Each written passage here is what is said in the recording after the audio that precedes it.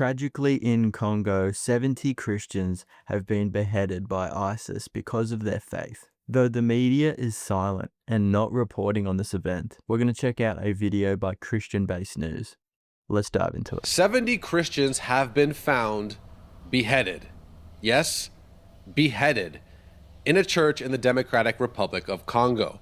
Why is no one reporting this? Why does no one seem to care? Well, let me bring in Dexter Van Zyl, an expert on anti-Christian violence. Dexter, what can you tell us about this absolutely barbaric atrocity? Okay, well, first of all, it took place in the Democratic Republic of Congo, which is a huge country with about 105 million people, that right now is basically in a conflict with neighboring Rwanda over territory in Kivu. Okay? And the violence was perpetrated by an organization that was that is affiliated with ISIS. And the thing is that there are some people who have argued that they are essentially working on behalf of Rwanda, because Rwanda is a neighboring country that covets and is actually taking control of an awful lot of the mineral resources in Kivu. And so what this violence has done is demonstrated that the Congo cannot protect its citizens from violence in Kivu or in North Kivu. And so what people are worried about is that this is essentially an attempt to kind of destabilize the Democratic Republic of Congo and legitimize Rwandan claims to the minerals in the region. And I don't want to underestimate or downplay the ideological hatred by the perpetrators of this group who murdered these Christians. But the thing is that it's taking place against a backdrop of geopolitics in Africa. And what has happened is, and so if the Congo, under the leadership of Felix Tshisekedi, can't protect its borders, essentially it's going to have to go for help outside the country, and the people live there, and that's why people are worried about it. The Congolese that I've spoken to here in the States say, I said, wait a minute, are you telling me that the Rwandans are supporting this attack? And they said, yes.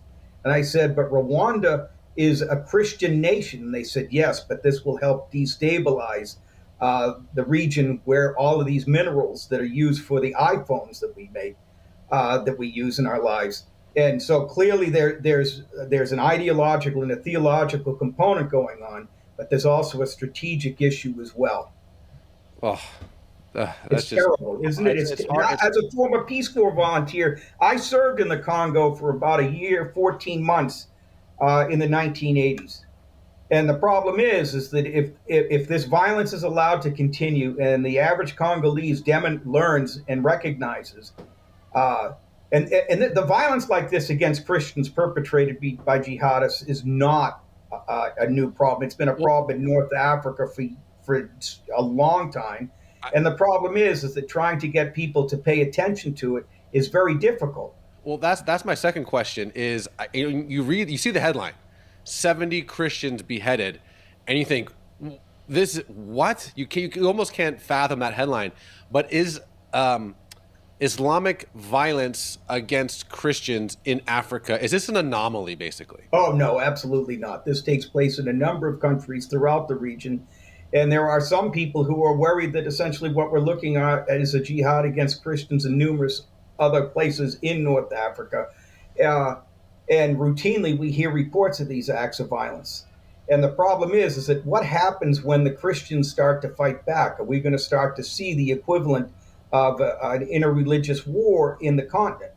And the problem is that there's going to be huge problems with this.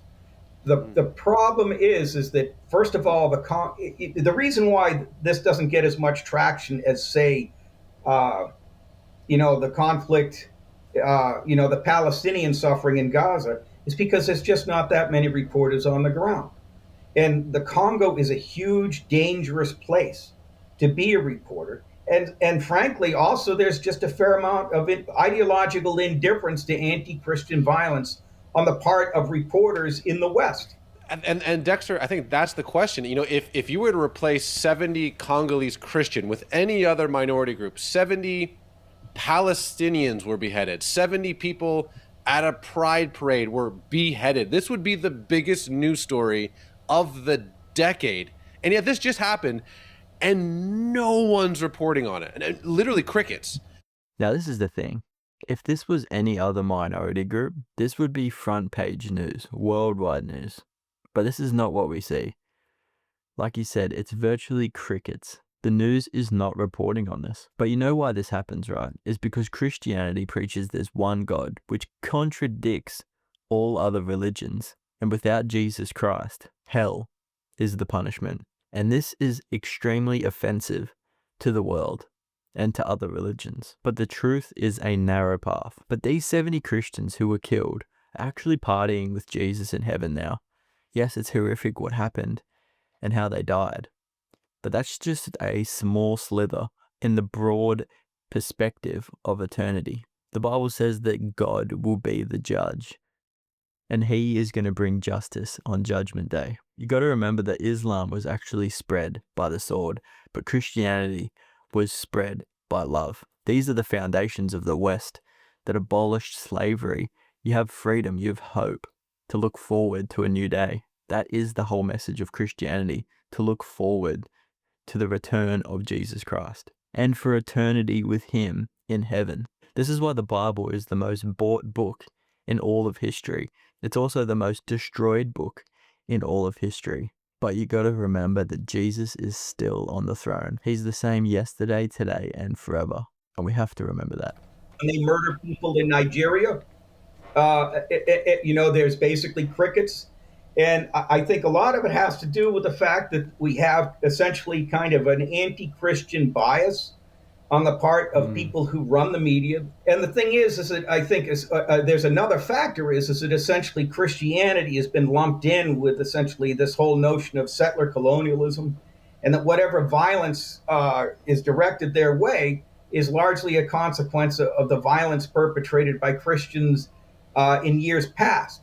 But I'm going to tell you, I lived in Zaire, I lived in the DRC when it was called Zaire. And one of the reasons why I became a much more devout Christian was because of the church that I went to every Sunday morning as a volunteer. Okay. And I would go and talk to the local pastor when I had like spiritual crises as a volunteer. And the thing is that so what has happened is that Black African Christians, okay, have suffered the consequences of hostility towards Western civilization and Christianity itself, in part because people don't care what happens to Christians unless it can be blamed. And part of it has to do with the fact that if the perpetrators are dark-skinned, well, then we're going to have to give them a pass.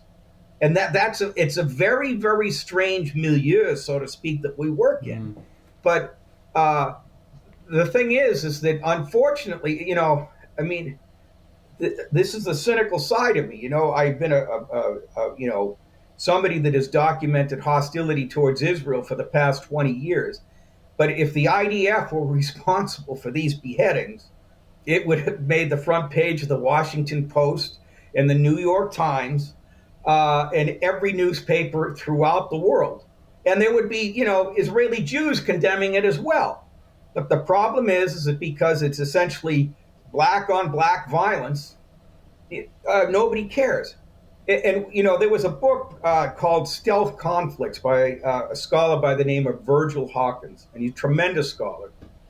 And he documented the number of newspaper articles about the civil war in the Congo.